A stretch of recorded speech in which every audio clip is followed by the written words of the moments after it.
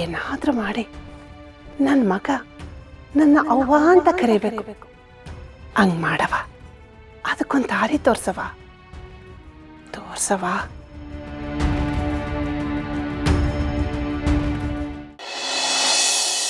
ರತ್ನ, ನಿನಗೆ ಮನೆ ಪಕ್ಕ ಎಷ್ಟು ಗೊತ್ತಿದೆಯೋ ಗೊತ್ತಿಲ್ವೋ ನನಗೆ ಗೊತ್ತಿಲ್ಲ. ಆದರೆ ನೀನು ತಿಳ್ಕೊಳ್ಳೋದಿನ್ನೂ ತುಂಬ ಇದೆ. ದಿನ ಹೋಗ್ತಾ ಹೋಗ್ತಾ ನಿಂಗೆ ಎಲ್ಲ ಗೊತ್ತಾಗುತ್ತೆ ಅಂತ ಸುಮ್ಮನಿರಲ್ಲ, ಅಥವಾ ಅದೇನೇ ಗೊತ್ತಿದ್ರೂ ನೀನು ಎದುರಿಸ್ತೀಯ ಅಂತ ನಾನು ಬಿಟ್ಬಿಡಲ್ಲ, ಗೊತ್ತಾಗ್ತಿಲ್ಲ. ಆದರೆ ಒಂದು ಹೆಣ್ಣಿಗೆ ಮದುವೆ ಮಾಡ್ಕೊಂಡು ಗಂಡನ ಮನೆಗೆ ಹೋದ ತಕ್ಷಣ ಏನೇನೋ ಬದಲಾವಣೆ ಮಾಡಬೇಕು ಅಂತ ಅನಿಸುತ್ತೆ. ಮನೆಗೇನೇನೋ ಹೊಸ ವಸ್ತುಗಳು ತರಬೇಕು ಅನಿಸುತ್ತೆ. ನಾನೇನೋ ತುಂಬ ಚೆನ್ನಾಗಿ ಅಲಂಕಾರ ಮಾಡಬೇಕು ಅಂತ ಇನ್ನೇನೋ ಆಸೆ ಇರುತ್ತೆ. ಆ ಥರ ನೀನೇನಾದರೂ ಅಂದ್ಕೊಂಡಿದ್ರೆ ಆರಾಮಾಗಿ ಮಾಡು. ನಿಂಗೇನಾದ್ರು ಹೆಲ್ಪ್ ಬೇಕಿತ್ತು ಅಂದರೆ ನನ್ನ ಕೇಳು, ಆಯಿತಾ?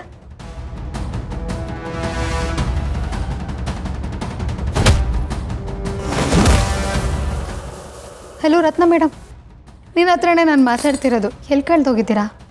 ಓ, ಪರ್ಶು ಕಾಣಿಸ್ತಿಲ್ಲ ಅಂತನಾ? ಅಯ್ಯೋ ಅದಕ್ಕೆ ಹಾಗೆಲ್ಲ ಏನೂ ಅಲ್ಲ. ಏಯ್ ಬಾರೋ ಇಲ್ಲಿ ಬಾ. ಏನು ಹುಂಚಾಗ್ತಾ ನಿಂತ್ಕೊಂಡಿದ್ಯಾ ಅಲ್ಲಿ? ಓಹೋ ಹೋ ಹೋ, ನಿನ್ನ ಹೆಂಡತಿ ನಾನು ಏನು ಸೀಕ್ರೆಟ್ ಮಾತಾಡ್ಕೋತಿದ್ದೀವಿ ಅಂತ ಅಲ್ಲಿ ಕೇಳಿಸ್ಕೊಳ್ತಾ ನಿಂತಿದ್ಯಾ? ಅಯ್ಯೋ ಹಾಗೇನಿಲ್ಲ ಪಾರು, ಅದಕ್ಕೇನಾದ್ನಿ ಮಧ್ಯ ಸಾವಿರ ಇರ್ತವೆ, ಅದಕ್ಕೆಲ್ಲ ನಾನು ತಲೆ ಹಾಕಿಲ್ಲ. ಆದರೆ ನಾನು ನಿಂಗೇನೋ ಹೇಳ್ಬೇಕಿತ್ತು, ಹೇಳೋಕ್ಕೆ ಆಯ್ತಿಲ್ಲ. ಇವಾಗ ಹೆಂಗಿದ್ರು ನಾವೇ ಇದ್ದೀವಲ್ಲ, ಹೇಳುಮ ಅಂತ ಬಂದೆ. ಏನೋ ಅದು? ಅದು ಪಾರು, ನೀವೆಲ್ಲ ಎಷ್ಟು ಕನಸು ಕಟ್ಕೊಂಡು ರತ್ನನ್ನ ನಮ್ಮ ಮನೆಗೆ ಕಳಿಸಿದ್ರಿ. ಆದರೆ ರತ್ನ ಇಲ್ಲಿ ಬಂದಾದ್ಮೇಲೆ ಅಪ್ಪಯ್ಯ ರೀ, ನೀವೊಳ್ಳೆ ಅವಾಗಿಂತ ಹೇಳ್ತಿದ್ದೀರಲ್ಲ, ಸ್ವಲ್ಪ ಸುಮ್ಮನೆ ಇರಿ. ರತ್ನ, ನೀನು ಸುಮ್ಮನಿರು. ನಾನು ಆಗ್ಲಿಂದ ನೋಡ್ತಾನೆ ಇದ್ದೀನಿ. ಪರ್ಶು ಏನು ಹೇಳಕ್ಕೆ ಬಂದರೂ ನೀನು ಅವ್ನಿಗೆ ಮಾತಾಡೋದಕ್ಕೆ ಬಿಡ್ತಾ ಇಲ್ಲ. ಪರ್ಶು, ನೀನು ಅವಳನ್ನ ನೋಡೋಕ್ಕೆ ಹೋಗ್ಬೇಡ ಕಣೋ, ನನ್ನನ್ನು ನೋಡ್ಕೊಂಡು ಹೇಳು. ಅದು ಪಾರು, ಅಪ್ಪಯ್ಯ ಊಟ ಜವಾಬ್ದಾರಿನ ನನಗೆ ಕೊಡ್ತೀನಿ ಅಂತ ಹೇಳ್ತಿದ್ರು. ಹೆಂಗಿದ್ರು ಮಗನ ಮದುವೆ ಆಯ್ತಲ್ಲ, ನಾನು ನೆಮ್ಮದಿಯಾಗಿರ್ತೀನಿ ಅಂತ ಹೇಳ್ತಿದ್ರು. ಅದು ನಂಗೆ ಸದ್ಯಕ್ಕೆ ಇಷ್ಟ ಇಲ್ಲ. ಇವಾಗ ತಾನೇ ರತ್ನನ ಮದುವೆ ಆಗಿವನಿ, ಒಂದಷ್ಟು ದಿನ ನೆಮ್ಮದಿಯಾಗಿರುಮ ಅಂತ, ಅದನ್ನೇ ಹೇಳುಮ ಅಂತ ಬಂದೆ. ಅಯ್ಯೋ ಇಷ್ಟೇನಾ? ನೋಡಿ, ಮೊದಲು ನೀವಿಬ್ಬರು ನೆಮ್ಮದಿಯಾಗಿರಬೇಕು. ಕೆಲಸ ಮಾಡಿ, ನೀವು ಮೊದಲು ಹನಿಮೂನ್ಗೆ ಹೋಗಿ, ಆಮೇಲೆ ಮುಂದೆ ನೋಡ್ಕೊಳ್ಳೋಣ. ಅಪ್ಪ ಏನಾದರೂ ಅಂದರೆ ನಾನು ಅವ್ರ ಹತ್ರ ಮಾತಾಡ್ತೀನಿ, ಆಯಿತಾ? ಅಷ್ಟೇ ಅದಕ್ಕೆ, ಅಷ್ಟೇ. ಅದನ್ನೇ ಅವಾಗಿಂದ ಹೇಳೋಕ್ಕೆ ಟ್ರೈ ಮಾಡ್ತಿದ್ರು. ಎಲ್ಲೋ ಒಂದು ಮೂಲೆಳಿದಿದ್ದ ಅನುಮಾನನು ಹಂಗೆ ತೆಗ್ದಾಕ್ಬಿಟ್ಟೆ ರತ್ನಿ. ಸಬಾಸ್. ನಿಮ್ಮಿಬ್ಬರು ಸಂಸಾರ ಇನ್ನೂ ಶುರುವಾಗಿಲ್ಲ. ನನ್ನ ಮಾವನ ಹತ್ರ ಅಮ್ಮನ ಹತ್ರ ಮಾತಾಡಿ ಒಂದೊಳ್ಳೆ ಮುಹೂರ್ತ ನೋಡಿ ಇಡ್ಸಕ್ಕೆ ಹೇಳ್ತೀನಿ. ನಿಮ್ಮಿಬ್ಬರು ಸಂಸಾರ ಶುಭ ಲಗ್ನದಲ್ಲೇ ಶುರುವಾಗಲಿ. ಏನಂತೀರಾ ಟೀಚರ್? ಅಯ್ಯೋ ನೋಡ್ರಪ್ಪ, ಹೆಣ್ಣಿಗಿಂತ ಗಂಡೇ ನಾಚ್ಕೋತಾ ಇದೆ.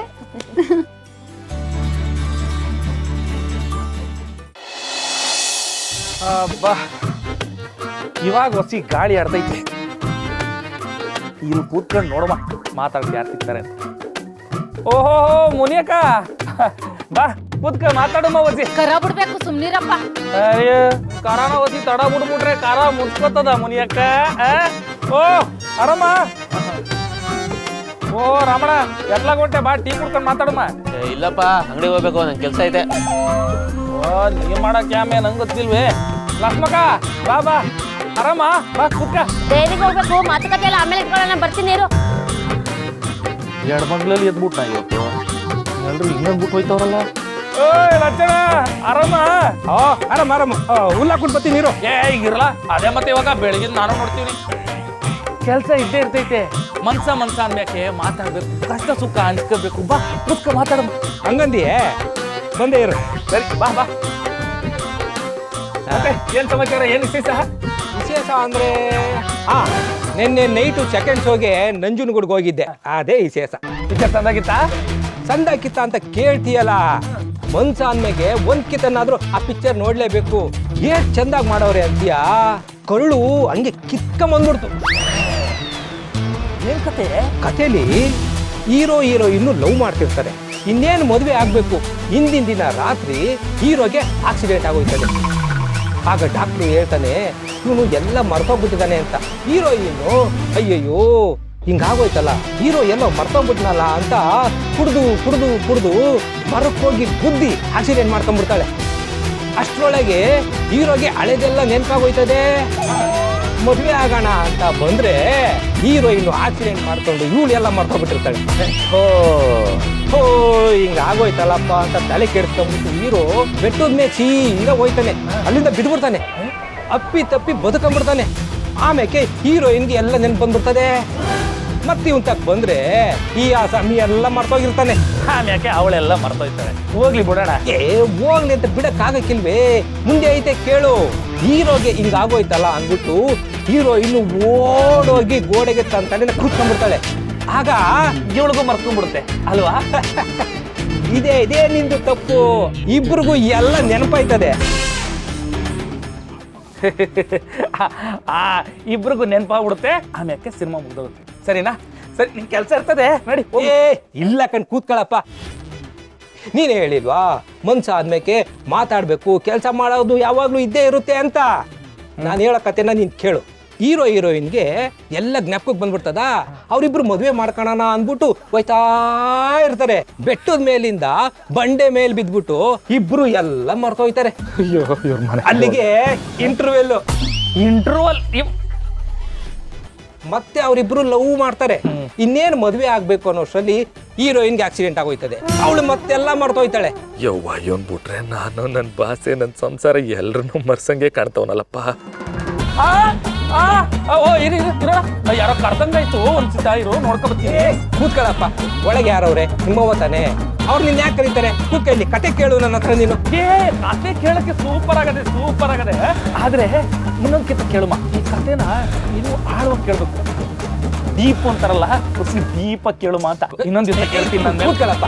ಒಳಗೆ ನಿಮ್ಮವ್ವ ನಿಂತ ಮಾತಾಡಕ್ಕಿಲ್ಲ ಅಂದ್ಮೇಕೆ ನೀನ್ ಒಳಗೆ ಹೋಗಿ ಏನ್ ಮಾಡ್ತೀಯಾ? ಹೀಗೆ ಅಣ್ಣ, ನಿಮಗ್ ವಿಷಯ ಗೊತ್ತಿಲ್ವಾ? ನಮ್ಮ ಮನೆನಾಗೆ ಒಂದ್ ಚಿಕ್ಕದಾಗ ನಾವೇ ಒಂದ್ ಪಂಚಾಯತಿ ಮಾಡ್ಕೊಂಡು ನಾನು ನಮ್ಮವ್ವ ರಾಜಿ ಆಗ್ಬಿಟ್ಟು ಈಗೆಲ್ಲ ಸರಿ ಆಗ್ಬಿಟ್ಟೈತೆ. ಈಗ ಒಳಗೋಗಿ ಮಾತಾಡೋದಿಯಾ? ಸುಮ್ಮನೆ ಸುಳ್ಳೆಲ್ಲ ಏನೇನೋ ಹೇಳ್ಬೇಡ. ನನ್ನ ಕತೆ ಕೇಳು. ಹೀರೋಯಿನ್ಗೆ ಆಕ್ಸಿಡೆಂಟ್ ಆಯ್ತದೆ. ಆಮೇಲೆ ಡಾಕ್ಟರ್ ಬರ್ತಾನೆ. ಅವ್ನು ಬಂದು ಅವ್ವ ಕರ್ದೇನವ್ವ, ಕರ್ದಂಗೈತ ನಾವವ್ವ. ಕರಿತೋಳು ಪಾಪ. ಕತೆ ಐತೆ. ಬೈಲಿ ಶಿವಣ.